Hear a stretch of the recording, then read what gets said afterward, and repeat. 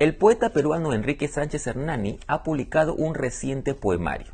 Se trata de Parábola de las ideas impuras, publicado por el sello Fondo Editorial Cultura Peruana. Se trata de un libro de poemas sobre los cuales sobrevuela el tema de la muerte, la enfermedad, la ausencia, la pérdida. Justamente sobre este libro, pero también sobre otro libro que apareció en el año 2018 en Nueva York y que es una suerte de antología, amplia antología de la obra poética de Quique y que se llama El estruendo de las cosas. Sobre este libro también conversamos con él. Y yo quiero compartir con ustedes dicha conversación. Pero antes quiero recordarles, sigamos leyendo. Las librerías han vuelto a funcionar ya de manera presencial y también lo siguen haciendo en modo delivery. Yo quiero recomendarles la estupenda librería Escena Libre. Pueden encontrar su local en San Isidro, en la avenida Camino Real, dentro del local del Centro Cultural de la Universidad Católica del Perú. Y pueden seguirla también a través de sus redes sociales como Facebook e Instagram. Y a nosotros también pueden seguirnos en Instagram buscándonos como Letra Capital Oficial. Ahora sí, sin más preámbulos, lo dejo con la entrevista con Enrique Sánchez Hernani aquí en Letra Capital.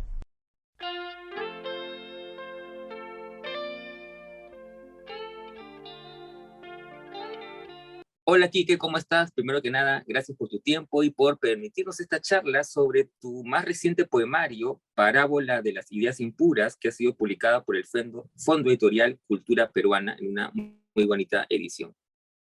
¿Cómo estás, Quique?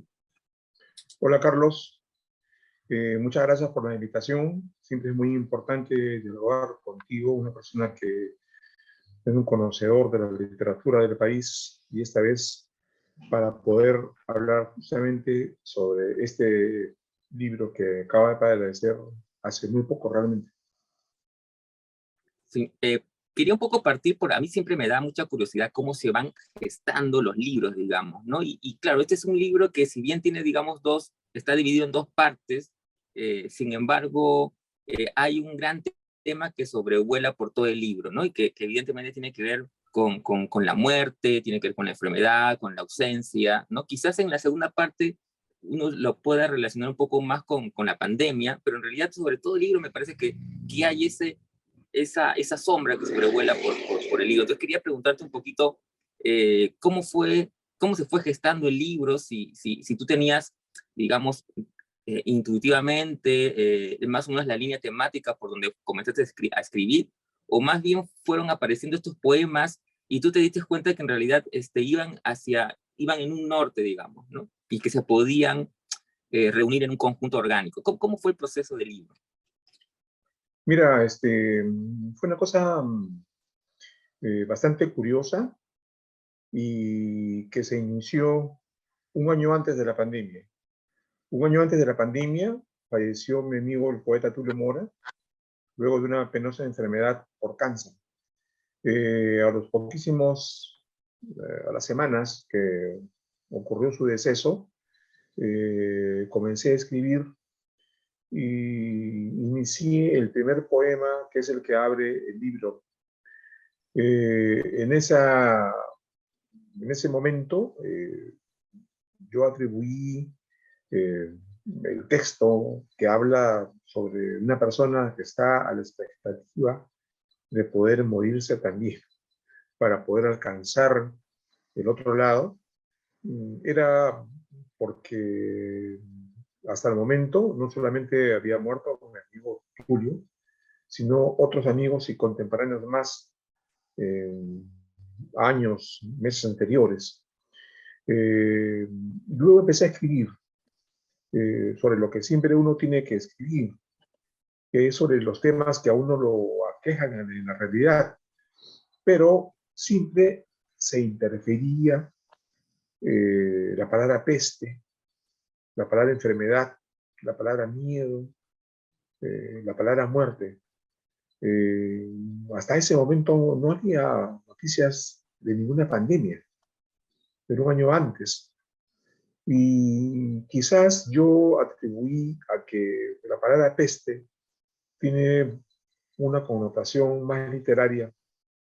Hay libros, varios libros que se han escrito con ese tema. Camus escribió una hermosa novela, y trágica a la vez, con ese nombre, y no con la palabra cáncer, que quizás es menos poética, ¿no? Una palabra grave, muy fuerte quizás. El tema es que yo continué escribiendo tal y cual como apareció esta enfermedad.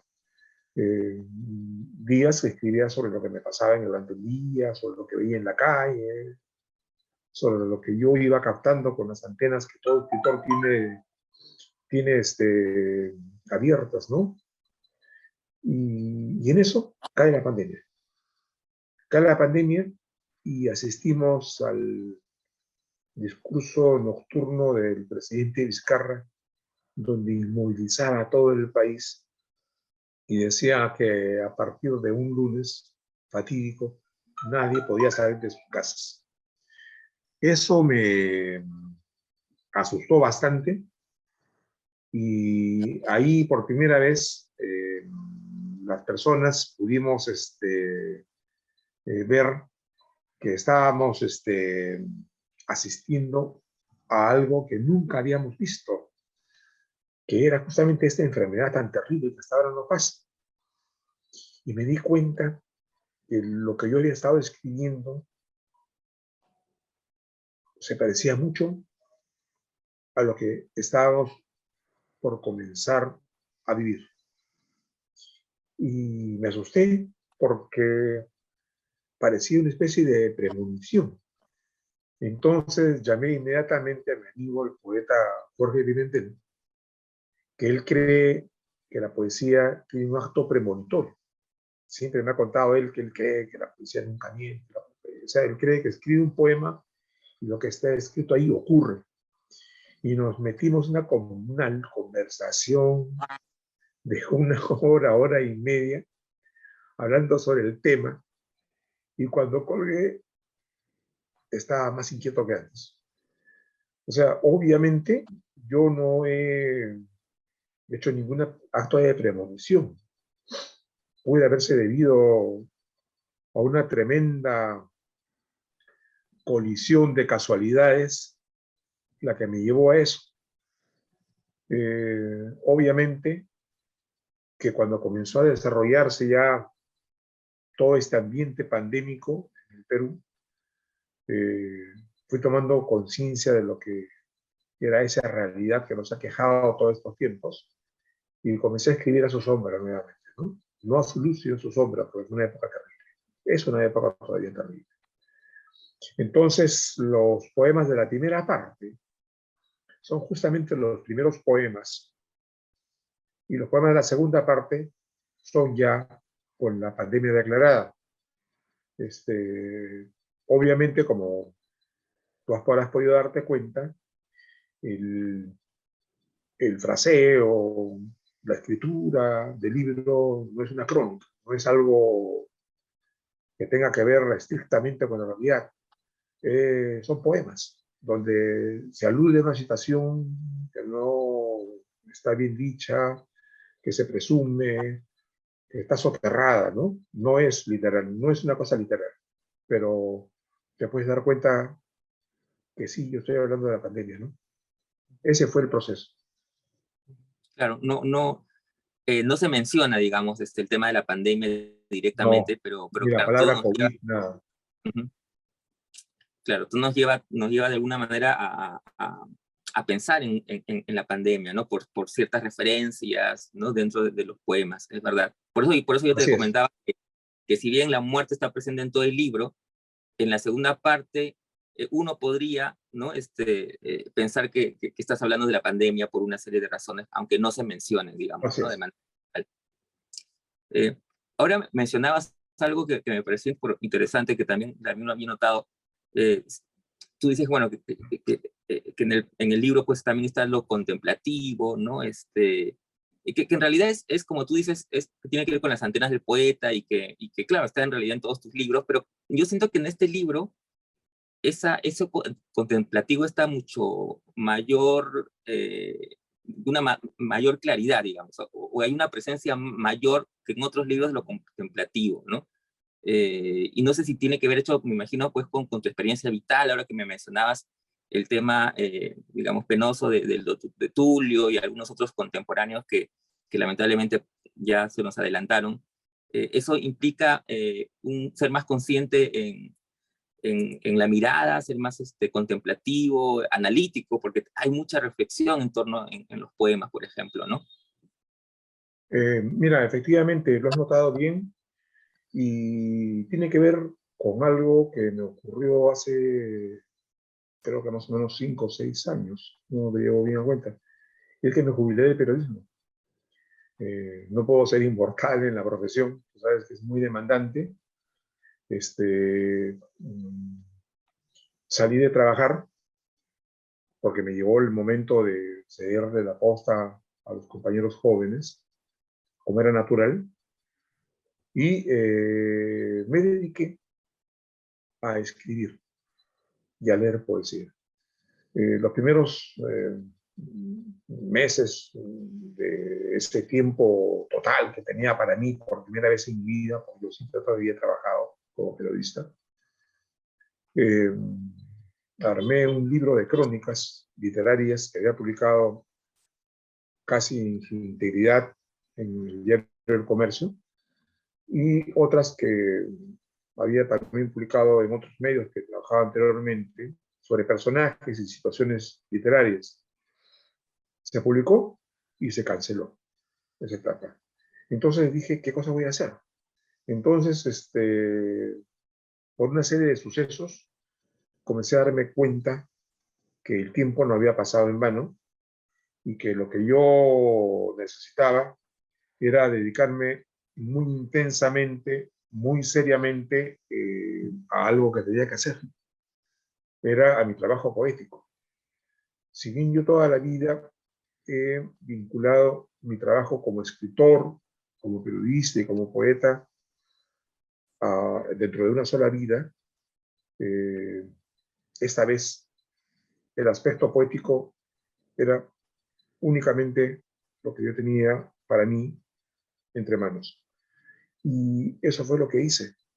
Desde esa época hasta ahora, salvo pequeños episodios que por trabajo eventual que tengo que hacer realizar o por alguna curiosidad, yo he estado leyendo básicamente poesía, conociendo a nuevos y a nuevas poetas que me han contribuido a iluminar el mundo. He descubierto que tengo una sensibilidad muy parecida a las poetas mujeres de lengua inglesa, tanto norteamericanas, canadienses, como inglesas. Ya antes obviamente había leído algunos, ¿no? Sylvia Plath, Marianne Moore, ¿no? Pero leí a Anne Carson, la canadiense, y se me abrió otro mundo. Y comencé a seguir a una lista muy grande de poetas, ayudado por amigos libreros que me iban sugiriendo autoras, y comencé a comprar libros de esa naturaleza. Y mi escritura, como ocurre siempre, eh, toma prestado el punto de vista, el prisma de lo que vas leyendo. Yo tengo ya una manera conformada de escribir. Tengo 40 años escribiendo poesía y un poco más de 40 años. Tengo un estilo personal que es reconocible, pero la actitud, la manera de ver el mundo, la manera de ver las cosas, obviamente se me ha enriquecido últimamente. Eso aunado a que tengo más tiempo. Antes escribía, corregía rápido y publicaba. Cada 5 años, más o menos. Ese ha sido el ritmo que he tenido. Ahora, todos los días, dedico algunas horas al trabajo poético. Escribo cuando me llega la iluminación, porque a diferencia de la prosa, uno no puede planificar si hoy te va a salir un poema o mañana me va a salir un poema. Y el resto del tiempo miro, releo lo que he escrito antes, ordeno, reordeno, edito, corrijo, suprimo, añado, cambio, ¿no? Entonces, eso creo que ha hecho que gane en cuanto a lo que es mi manejo de la palabra. Y obviamente, ¿no? Salvo las tareas domésticas que uno tiene siempre en la vida, me he vuelto más contemplativo, porque tengo tiempo para eso. Ya no tengo la urgencia diaria del periodismo, al cual tú también en una época has asistido, y que es algo que uno tiene que cumplir, y cumplir bien. Es más, si es que te gusta, como en mi caso y como el tuyo también, que nos ha gustado el periodismo, tú sigues ejerciéndolo de alguna manera, el periodismo cultural. Y ese apasionamiento te resta a veces pues un poco de tiempo y de cabeza para el trabajo poético. No digo de que yo haya escrito y publicado, no, yo siempre he corregido. Pero ahora creo que corrijo más. Creo que a la edad que tengo, que son 68 años, descubro que tengo que cuidarme más. La experiencia no ha hecho de que yo me sienta, digamos, sobrado frente al tema, ¿no? Al contrario, ¿no? Estoy más lleno de temores.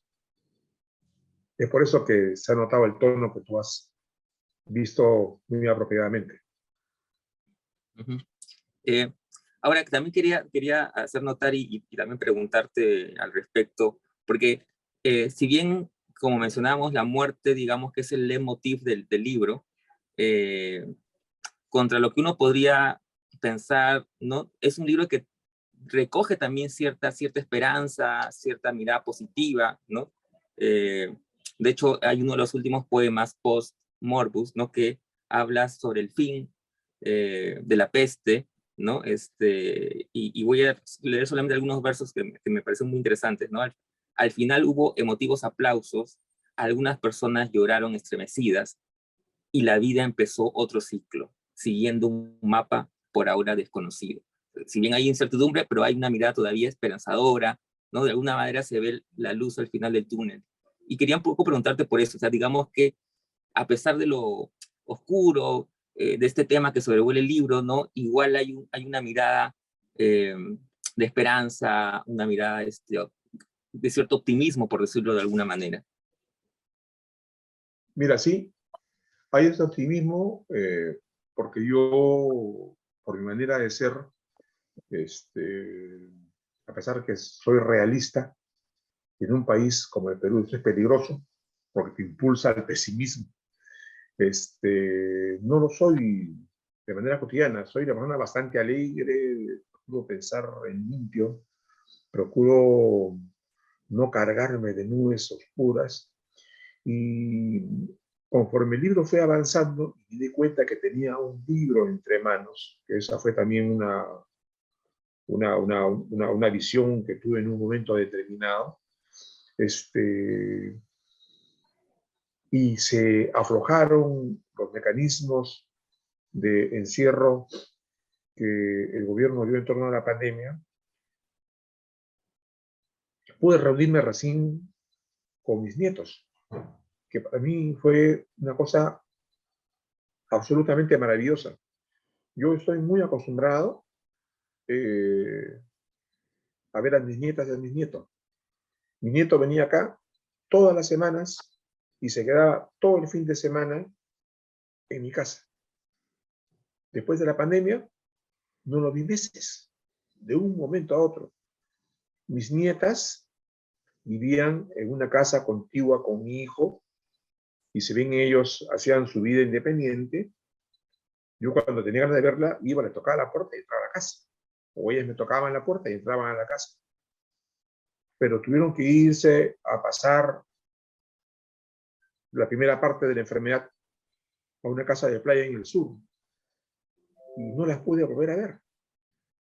cuando levantaron las restricciones, que habrá sido a los 7 u 8 meses, para mí fue algo catártico poderlas ver, y luego poder ver a mi nieto, al que demoré un poco más en ver, y hablando con mis hijos, me entró la convicción de que este tiempo tenía que variar. O sea, no podemos pensar de que este es el fin de la humanidad. Ya la Tierra ha soportado otras pandemias y aunque largas, ha sobrevivido. Y un poco porque, acordándome de la conversación aquella con Pimentel, yo no quería que el libro acabase de una manera, digamos, agorera, ¿no? Señalando el mal, porque yo quiero que mis nietos, mis nietas vivan. Yo quiero que retomen su vida normal, que hagan la vida que tú y que yo y que nuestra generación, y que tu generación y la de todos los seres humanos han tenido, que tengan sus luces, que tengan sus medios oscuros, sus alegrías, quizás sus tristezas, espero que no muchas, que tengan su propia vida, que vayan por la tierra sin mayor dolor y sin convertirse en ese ambiente a veces sórdido que tenían los cómics de los años 80 en Europa, donde se abocaron a pensar en una atmósfera de país de un mundo desolado, perdido, no se sabe si por una guerra atómica o porque se desapareció con un virus o por ambas cosas, ¿no? Entonces, poco a poco varié. Y me salieron 2 o 3 poemas que creo que están en el libro. Y en ese momento dije, aquí acabo el libro. Tengo que acabar con esperanza porque eso es lo que quiero hacer. Y además ya me di cuenta que tenía una cantidad notable de poemas. Tengo 51 poemas. No había publicado nunca un libro antes con tantos poemas, ¿no? Entonces lo cerré y lo cerré. Y ahí quedó, ¿no? En plena diagramación, al artista gráfico Carso se le ocurrió decirme, me faltan 3 poemas, tengo 3 páginas en blanco y tengo que llenarlas. ¿No tienes 3 poemas? Entonces, como yo nunca le contradigo, he trabajado tantos años con él, le tengo tanto aprecio, tengo tanta gratitud, que fíjate tú, efectivamente, había escrito 3 poemas donde continuaba hablando con la muerte. Uno sobre un poeta que había conocido, si bien superficialmente, pero que pertenecía al movimiento poético mundial al cual yo pertenezco y al cual soy su representante en el Perú. Otro sobre otro tema y otro sobre otro tema. Los agarré, los miré, los corregí y dije, Carso, allá va, toma. Y nunca más se volvió a escribir. Sí, y eso parece que fue una sanación, porque entregué esos 3 poemas, claro, a la hora de editar, están antes de los poemas finales que hablan sobre el fin de la pandemia, ¿no? Pero no volví a escribir más sobre el tema. Concluyó el ciclo, concluyó el miedo y se acabó y me dediqué a otra cosa. Así fue. Sí, justo mientras leía tu libro, pensé en esa frase un poco, creo que apresurada de Adorno, respecto a la Segunda Guerra Mundial y que después de Auschwitz escribir poesía casi es un acto de barbarie o algo parecido, si la memoria no me falla. Pero más bien pensé que en realidad la poesía resulta siempre un bálsamo, así como Auschwitz, la pandemia que se llevó a tanta gente, pero la poesía de alguna manera no vendría a ser eso, un bálsamo, es decir, aferrarnos a algo de belleza, digamos, dentro de todo el caos. Mira, ve, yo he descubierto una cosa. Ya hace más de unos 25 años, más o menos, vengo asistiendo a un poco más, a festivales nacionales e internacionales de poesía, sobre todo a los internacionales, que eso es lo que me quería referir, porque mi realidad peruana la conozco bien. Comenzado a conversar con muchos poetas, con muchos lectores de poesía, para saber qué esperan de la poesía. Y me he dado cuenta que la poesía es una catarsis de a dos, tal como tú también la has esbozado. Es la catarsis del autor que escribe sobre un temor, sobre una esperanza, sobre un miedo, la pasa el papel, conjura, hace una ceremonia y la lanza al lector. Entonces, y con eso le pasa, digamos, la alegría, el miedo, el amor, la esperanza al que lee. El que lee, si el poema es bueno, o más o menos, digamos, se aproxima a lo que puede ser un poema bueno, va a identificarse o con todo el poema o con algunas partes del poema, porque el poeta habla no por sí mismo, sino el poeta habla por todos los demás, porque lo que uno siente cuando siente dolor, amor, miedo, sensaciones diversas, son sensaciones humanas. Y yo me he dado con personas que decían, uy, señor, usted ha escrito algo que yo también tenía dentro y que no sabía cómo decirlo, pero usted lo ha dicho muy bien. Entonces, bueno, yo le he agradecido porque esa comunión con un lector, con dos lectores o 5 lectores, es lo que uno busca, ¿no? Obviamente, si encuentras una comunidad de eso con 100, una maravilla, pero solamente ocurren con los poemas muy grandes, ¿no? Entonces, eso es, porque yo he llegado a la convicción, algo que yo ya sabía, que escribir, y en este caso ha sido precisamente eso, es una sesión de psicoanálisis, donde el psicoanalista es el lector. Yo hablo a alguien, porque las sesiones de psicoanálisis son esas, hablas, y el psicoanalista lo que hace es conducirte hacia dónde debes tú llevar el tema de lo que estás hablando. Y tú hablas y hablas, y en el transcurso de lo que hablas, reconoces qué cosa es lo que te afecta, qué es lo que te molesta, qué cosa es lo que te pone contento, y qué cosa es lo que debes ocuparte en pensar. Y eso ha sido este libro, ¿no? Una catarsis donde por enésima vez he puesto al lector como mi psicoanalista, gratuito además, ¿no? Y encima algunos pagan porque compran el libro.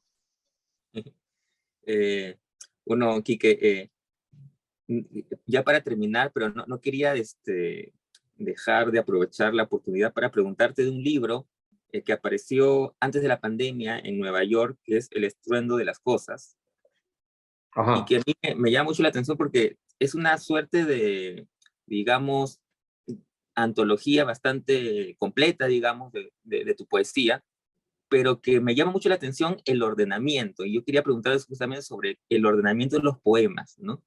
Mm. Porque es una lectura, digamos, otra posible lectura de tu obra poética, ¿no? Entonces quería preguntarte un poco cómo había sido esa idea, cómo se fue trabajando, digamos.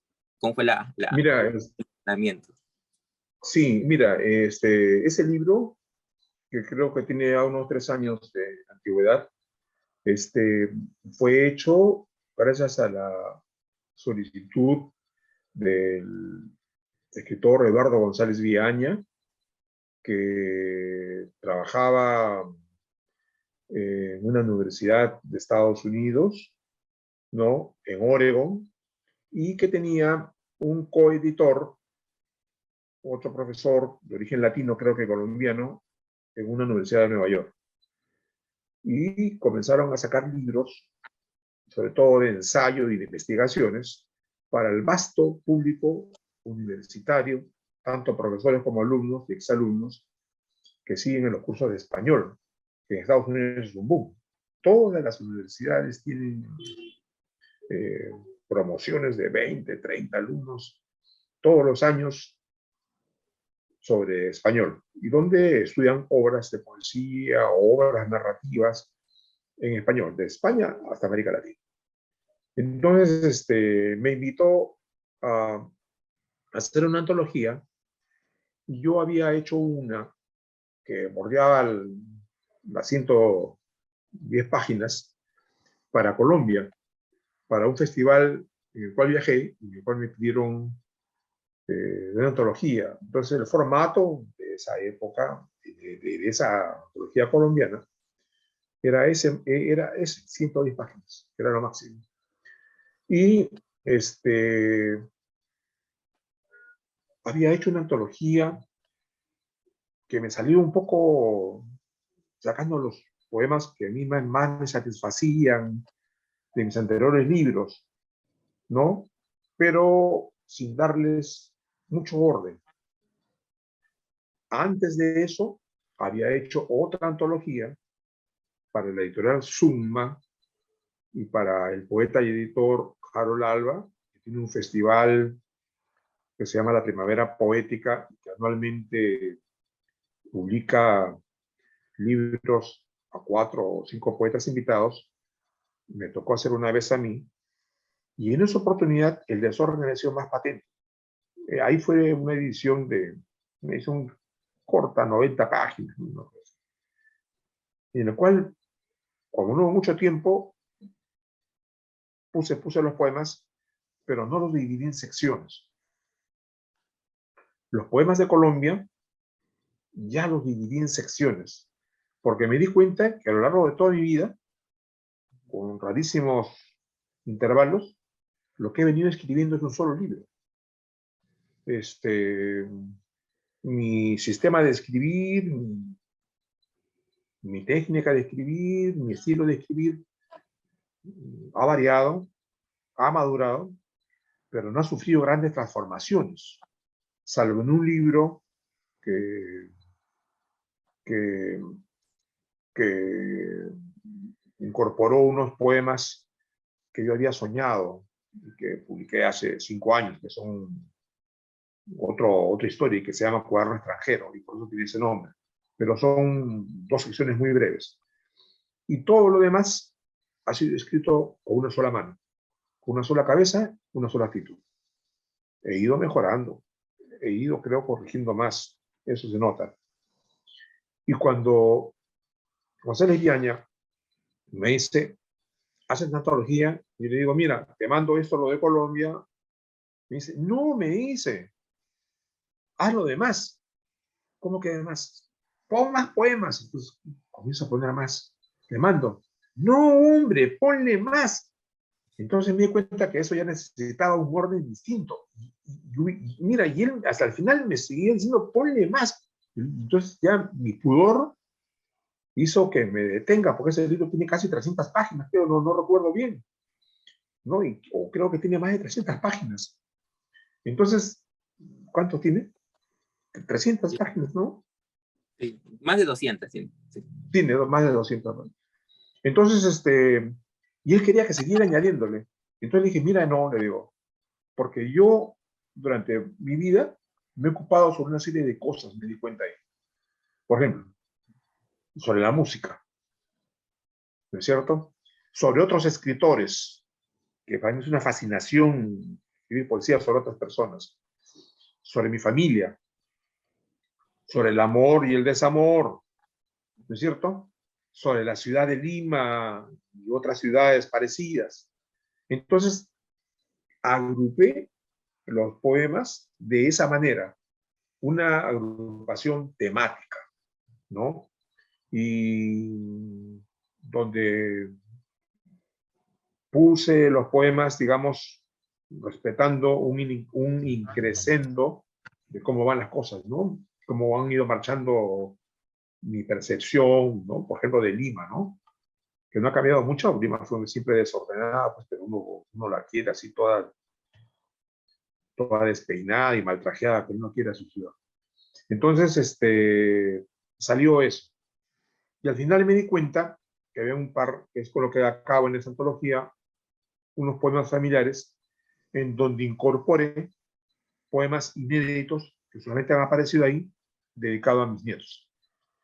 Que en algún momento publicaré un poema donde los niños, no solamente los nietos, sino los niños son el objeto. No es un libro de poemas para niños, porque no se escribe de esa manera. Es un libro para adultos, pero sobre niños. Estoy en eso. Esa ha sido la manera y por qué fue tan voluminosa y por qué, claro, si le hacía caso a Eduardo, de repente hubiera salido más de 300 páginas. ¿No? Pero no, hubiera necesitado un trabajo y un plazo mayor para poder hacer una cosa así. Claro. A mí lo que me pareció muy interesante es justamente el ordenamiento, ¿no? Eso de los capítulos, porque uno piensa en antologías, ¿no? Cuando uno tiene una obra amplia como la tuya, por libros, ¿no? Pero aquí era, no, por temas, ¿no? Entonces hay libros, Sí. hay capítulos donde hay poemas de una época, de otra, pero que están emparentados por un tema. Y lo que justamente tú dices, ¿no? Nos da a los lectores una visión muy panorámica de tu obra y además muy orgánica de tu obra también. Claro, es que yo creo que siempre he tenido yo, claro, todo un escribe de ese modo también un poema sobre una cosa extraña, ¿no? Yo he escrito siempre poemas sobre cosas tangibles. No, yo nunca he escrito, por ejemplo, sobre el silencio o el ruido del amor y sobre abstracciones. Para mí me es un poco complicado manejar las abstracciones. Yo he sido educado en la poesía de corte norteamericano, como toda mi generación, Poe, Eliot, eh, poetas de lengua francesa como Prévert, que también me gustaba mucho, poetas malditos como Baudelaire, como Rameau, por la poesía eh, cubana de luego de la revolución, que es muy uniforme, coloquialista, por la poesía exteriorista de Nicaragua, que tenía cardenal en grandes escuelas allá y grandes talleres, que sí, una cosa tremenda, ¿no? En una época, no sé cómo será ahora, Nicaragua era un país donde casi todos eran poetas, ¿no? Y bueno, y tiene uno de los festivales de poesía más grandes del planeta, que es el Festival de Granada, junto con el Festival de Medellín, al cual yo he asistido, son cosas fabulosas, ¿no? 7.000, 8.000 personas escuchándote, ya pareces estrella rock, ¿no? La gente aplaudiendo, gritando otro poema, o gente que te escuchó en otra oportunidad, se acuerda un título tuyo y te lo vuelve a pedir, ¿no? Bueno, eso ha sido, ¿no? Eso ha sido lo que finalmente me llevó a esa cohesión que tú has notado. Sí, gracias, Quique, siempre es un placer conversar contigo. Gracias, Carlos, te agradezco enormemente esta conversación que espero le pueda dar algunas pistas a los lectores para que puedan disfrutar mejor alguno de mis poemas.